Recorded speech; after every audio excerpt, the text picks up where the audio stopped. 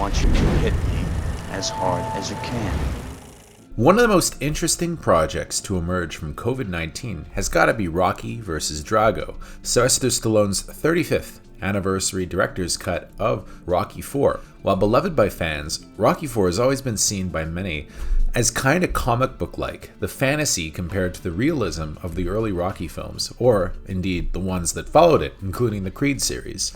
There are a lot of goofy 80s things about the movie that, of course, date it, such as Paulie's ever-controversial robot and the over-the-top political content. I suppose Stallone in some ways must himself agree with the criticisms, as this is a radical new take on the film that I'd hesitate to even call a director's cut. It's a complete re-editing of the film, with the press notes noting that despite the fact that the running time is almost exactly the same, 42 minutes of the film consists of new footage. So that's more than half the movie has been changed, and that's not even counting some of the little edits and swaps that he makes in the film, which totally changed the rhythm of the movie. Now, in terms of new footage, it runs the gamut, really. There's alternate footage in the training montage, which I found a bit jarring just because I'm so used to the rhythm of it. But then there's also different editing in the Apollo v Drago fight and a completely radically different ending. Some changes are more significant than others, but overall the film is quite different from what it was before.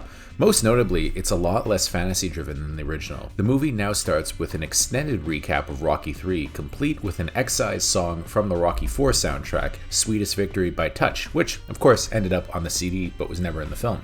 And it really does fit right in.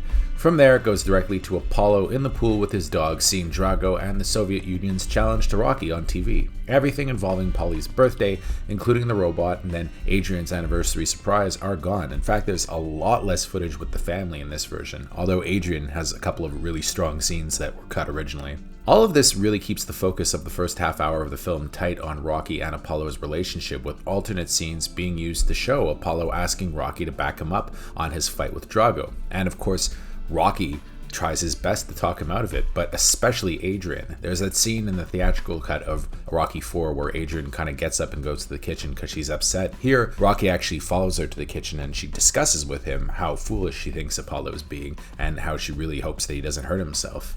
Adrian seems to be very disturbed by the notion that Apollo seems to be doing this for political reasons, or to somehow end up in the history books. She knows that he's going to get hurt, and she goes into the whole thing with a really bad feeling that I think is a lot more palpable in this movie than it was in Rocky IV, the original theatrical cut. I don't think Rocky quite gets it until the fight, but it seems that Adrian, right from the start, knows that things are going to go terribly wrong. All of this makes Apollo an even more tragically flawed character in a lot of ways, with Stallone himself giving the character a lot more dignity this time. You see, this time Apollo puts up a lot more of a fight opposite Drago in their exhibition match. In the fourth film, he just gets demolished, but in this director's cut, he really does put up a fight and does his best. Notably, Drago himself is humanized to some degree. He's no longer quite as robotic, and there are a lot of alternate scenes that show Dolph Lundgren giving a much more nuanced performance. He even seems reluctant to take part in the pageantry of the Vegas fight. He knows it's ridiculous. He seems almost frightened in Rocky IV, the theatrical cut, but here he just kind of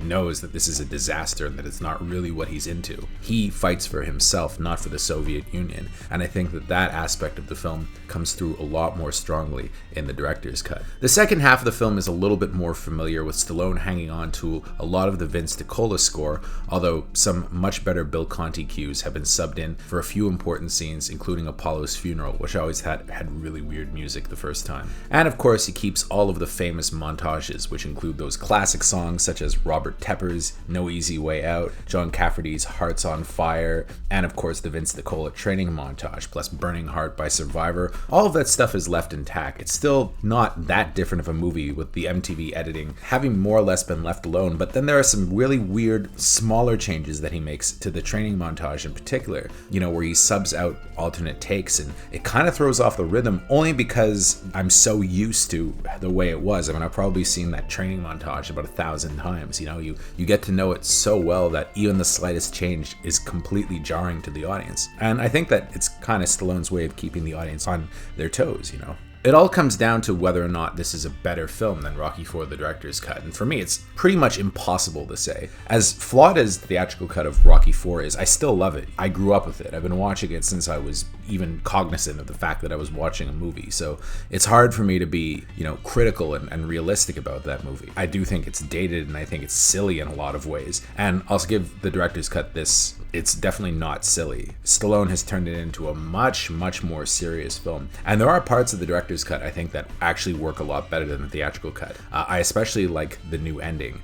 So after the fight with Drago ends, it goes on a little bit longer, and there's some more stuff that I think is a lot less, jingoistic than it was in the original film. It's also a lot less silly. I don't want to give away what it is, but the speech is a little bit different, and the reaction to the speech is different. And there's also a moment between Rocky and Drago that I thought was great, and I wish it had never been cut, and I think is much more in spirit of the other films, of Rocky 2 and 3, and then all the other films that followed it. So it all comes down to the question, is Rocky v Drago going to replace Rocky IV now when people re-examine the series? And I don't know. It seems to be, for me anyway, its own kind of separate thing. I feel the same way about it that I do the Richard Donner cut of Superman 2.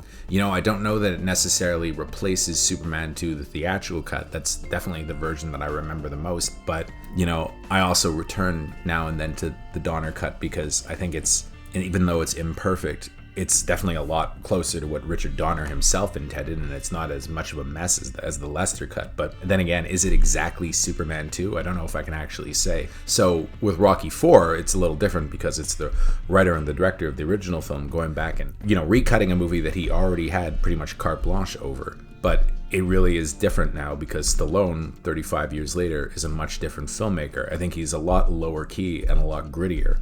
And that now the film kind of reflects that aspect of his personality a lot more than the original film does. So whereas the first film is a lot of glitz, this one is kind of down and dirty. So I don't know that it would necessarily replace the theatrical cut of Rocky IV for me, but it's one of those things, if I'm going back and I'm rewatching the Rocky series, I could see myself watching the theatrical cut and then immediately watching the director's cut afterwards. So it feels like they're kind of tied together forever. So I don't think that's actually necessarily a bad thing at all. So Stallone did a great job with this. I wish I could have seen it on the big screen with the Fathom audience, but unfortunately it doesn't seem like we're getting it in Canada. So watching it on a screen here on my computer was the best that I can do. But hey, I still loved it. Even though it's the director's cut, it's still Rocky IV. And loving these movies so much, again, it's hard for me to be critical. A lot of people would say that Rocky IV is nowhere near as good as the other movies in the Rocky canon, and I probably agree, but hey, for me it was always an 8 on 10, and I would say that the director's cut is probably an 8 on 10 too. I had a blast, and man, I wish I'd seen it on the big screen. Russia will now throw its hat into the ring. I've seen this Drago fight. Drago is a super athlete. I know I can beat him. Hey, Paolo, look, maybe the show is over. You got nothing more to prove. He thinks he's fighting for the whole country, but his reasons are wrong. I'm asking you, as a friend, stand in my corner, just this one last time.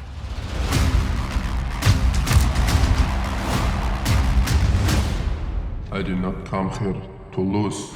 Perhaps this simple defeat will be a perfect example of how pathetic your society has become. You're my friend. I should stop this fight. Hey, don't do this to me. Apollo is down. I cannot be defeated. Somebody get a doctor in here. Soon, whole world will know my name. Drago. Drago. I let it happen. I gotta take everything he's got.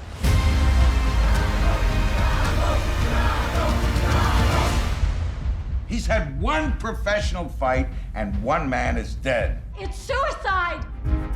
You can't win!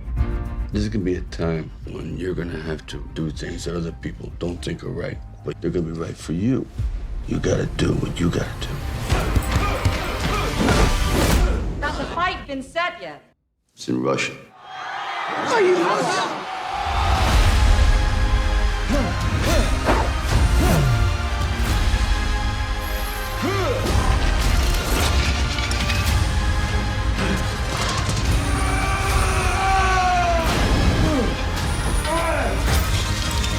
Are you strength?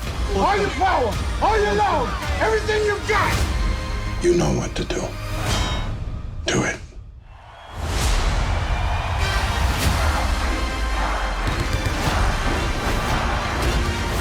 He's not a machine! He's a man! Be more man than him!